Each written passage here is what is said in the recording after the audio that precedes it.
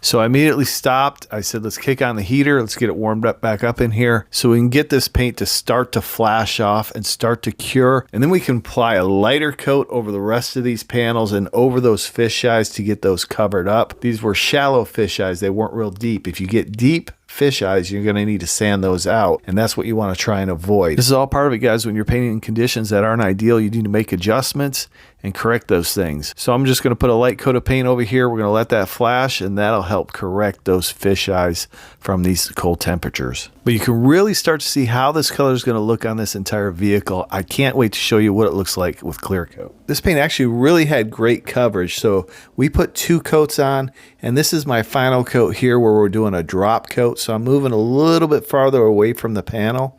And because this is a pastel, if you put it on too heavy, it has a tendency to look blotchy. So you can have some light and dark areas.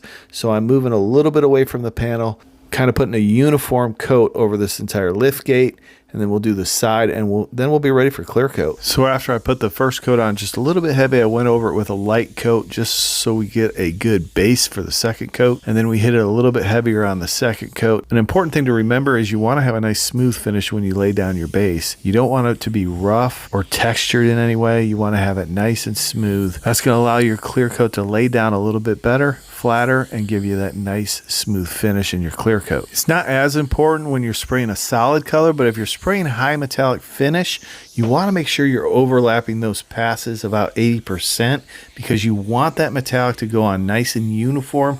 That's going to give you a consistency in your metallic finish that's going to allow for a beautiful paint job. This cacti green covered this light gold really well. It only took about 2 coats to cover, and then I did a dust coat over the whole thing just to get a uniform color.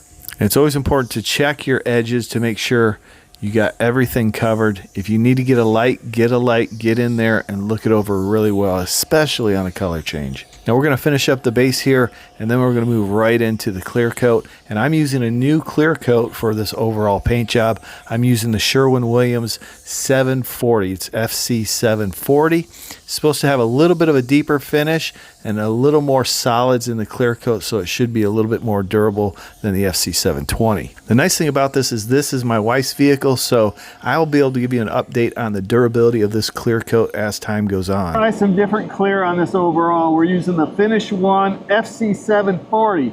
This is an overall clear coat. Still mixes up 4:1. We're using the slow activator. All right, we're going to use the Sagola 4600 clear coat gun.